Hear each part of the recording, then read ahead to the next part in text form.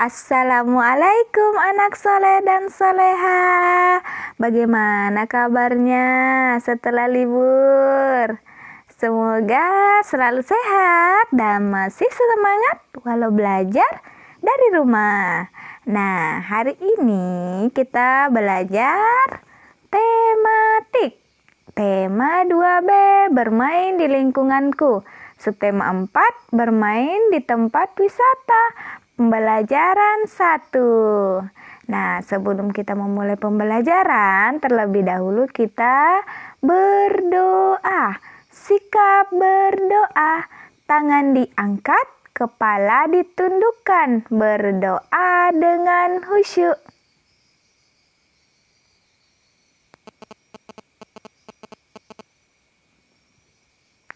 Amin. Semoga setelah kita berdoa, Allah meridhoi dan memberikan keberkahan untuk pembelajaran hari ini.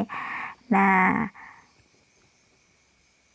tujuan pembelajaran hari ini yang pertama yaitu dengan disajikan teks, siswa mampu membaca cerita dengan memperhatikan fungsi tanda baca dan ejaan dengan benar.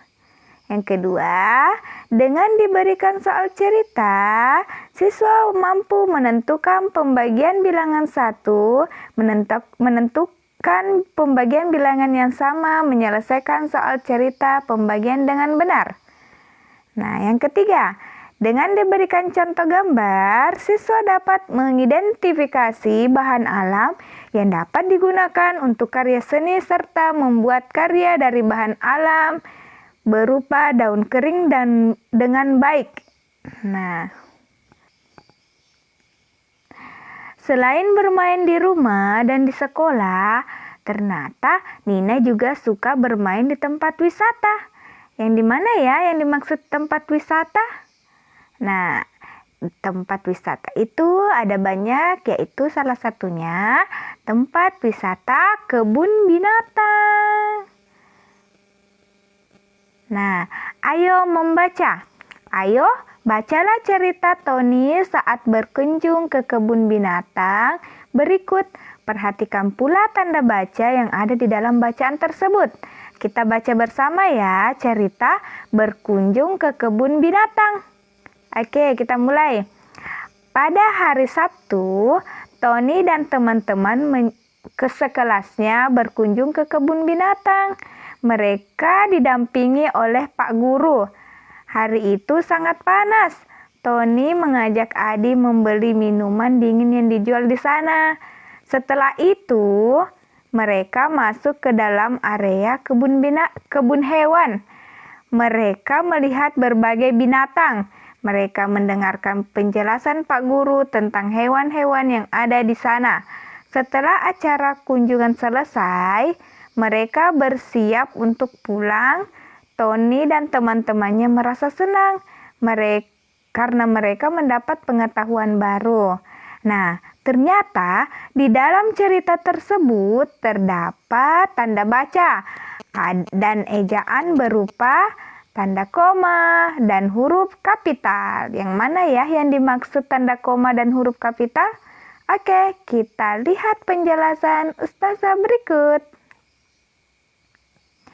Perhatikan cara penggunaan tanda baca berikut. Yang pertama, tanda koma. Nah, 1. Tanda koma digunakan untuk merinci. Contohnya, ibu membeli mangga, jeruk, dan alpukat di pasar. Nah, itu contohnya penggunaan tanda koma yang pertama. Nah, contoh penggunaan tanda koma yang kedua. Tanda koma digunakan untuk memisahkan kalimat serta setara. Contohnya, Tony ingin ke rumah Nina, koma berarti kita harus berhenti. Nah, kita lanjut kembali. Tetapi hujan, titik. Oke, sudah mengerti penggunaan tanda koma? Kita lanjut. Tanda titik. Nah, bagaimana ya cara penggunaan tanda titik? Nah, yang pertama yaitu tanda titik digunakan untuk mengakhiri kalimat. Nah, ketika kita mengakhiri kalimat, jadi harus ditutup dengan tanda titik. Contohnya seperti bagaimana ya? Kita lihat. Hari sudah sore, koma, berarti kita harus berhenti. Kita lanjut, waktunya pulang, ditutup dengan titik. Jadi akhir kalimat dengan menggunakan tanda titik. Nah, cara tanda titik penggunaan yang kedua yaitu tanda titik digunakan menuliskan kalimat uang. Nah, jadi ketika kita menuliskan nilai uang, kita harus menggunakan tanda titik. Contohnya seperti bagaimana? Pensil yang dibeli Andi harganya Rp2.500. 2.500,002. Yang di belakang itu 02 bertandakan rupiah ya. Jadi harganya di sini Rp2.500. Nah, cara penggunaan huruf kapital. Yang pertama seperti bagaimana ya? Kita lihat. Huruf kapital untuk awal kalimat. Jadi ketika kita mau memulai kalimat, kita harus menggunakan huruf kapital. Contohnya yang di bawah. Cuaca hari ini sangat cerah. Nah, C yang paling depan itu harus menggunakan huruf kapital. Huruf kapital itu sama halnya dengan huruf besar. Oke, sudah mengerti? Kita lanjut. Cara penggunaan huruf kapital yang kedua yaitu huruf kapital untuk penulisan nama orang, hari, bulan, dan agama. Ingat, ketika kita mau menulis nama orang, hari, bulan, dan agama, kita harus menggunakan huruf kapital. Contohnya, yang pertama, bulan Maret lalu, Dimas dan Nina membeli buku. Nah, lihat tanda M di Maret dikasih huruf besar, huruf kapital. Dan Dimas juga yang tanda merah itu dikasih huruf kapital.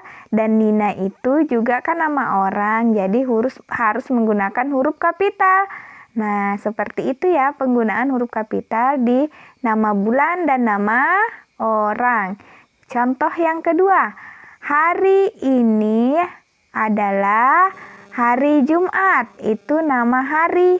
Jadi J-nya harus menggunakan huruf kapital. Sudah mengerti? Oke, kita lanjut. Ayo berhitung. Kamu sudah mempelajari perkalian dengan bilangan 1. Bagaimana jika membagi dengan bilangan 1 ya? Perhatikan uraian berikut. Nah, coba kita lihat contohnya. Petugas kebun binatang akan memberi makan jerapah. Petugas menyediakan 3 ikat dedaunan. Seluruhnya akan diberikan ke 1 kandang jerapah. Artinya, 3 ikat dibagikan untuk 1 kandang. Nah, dapat dituliskan 3 dibagi 1. Caranya bagaimana ya? Kita lihat. Berapa ikat dedaunan untuk 1 kandang jerapah? Iya, 3 dibagi 1 sama halnya kita mencari 3 dikurang 1 menghasilkan 2. Dikurang lagi 1 menghasilkan 1. 1 dikurang 1 menghasilkan 0.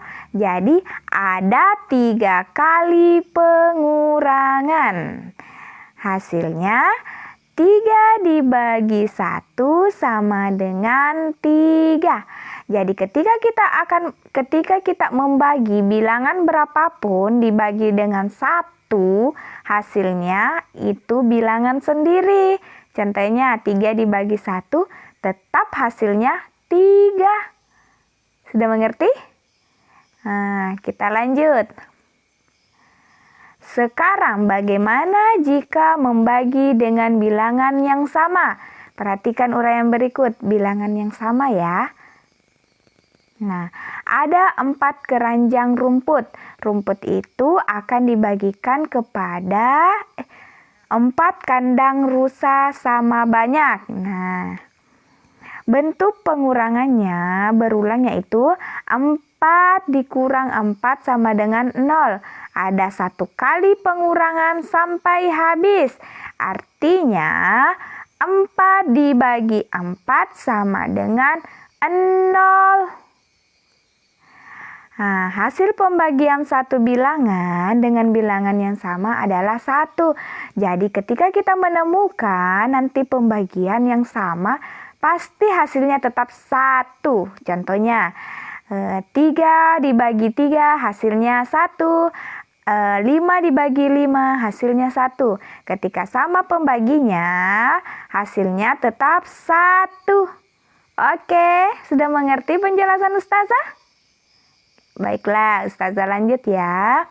Ayo berkreasi. Nah, ayo membuat wadah dari daun pisang. Ikuti langkah-langkah berikut. Lakukan bersama keluarga di rumah. Dan hati-hati saat menggunakan alat-alat. Coba kita lihat cara membuat wadah dari daun pisang. Sudah lihat cara yang pertama? Kita ambil daun pisang dan kita bulatkan. Nah, sudah kita bulatkan, kita ambil 1 daun pisang. Dan cara yang ketiga yaitu kita lipat sehingga membentuk seperti mangkuk. Nah, sudah itu kita hektar. Nah, dan menjadilah tempat wadah daun pisang. Bisa dicoba di rumah bersama keluarga kalau ada daun pisang di rumahnya. Oke, kita lanjut. Ketika membuat wadah untuk kue, Ibu Nina menggunakan bahan alam.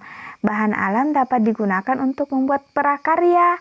Nah, bahan-bahan alam yang dapat digunakan untuk membuat karya hiasan diantaranya yaitu yang pertama, daun, kulit kerang, pasir, biji-bijian, kulit telur, dan ranting pohon. Itu bisa dibuat karya. Nah, ketika kita membuat karya dari bahan alam, bisa menggunakan bahan-bahan yang ada di gambar ya. Bagaimana penjelasan Ustazah? Sudah mengerti? Baiklah, kalau begitu silakan buka buku tema 2B, subtema 4, pembelajaran 1, halaman 91, nomor 1, 2, 3. Oke, terima kasih untuk hari ini. Sebelum Ustazah tutup, kita berdoa. Setelah belajar, berdoa dimulai. Tangan diangkat, kepala ditundukkan, berdoa dengan khusyuk.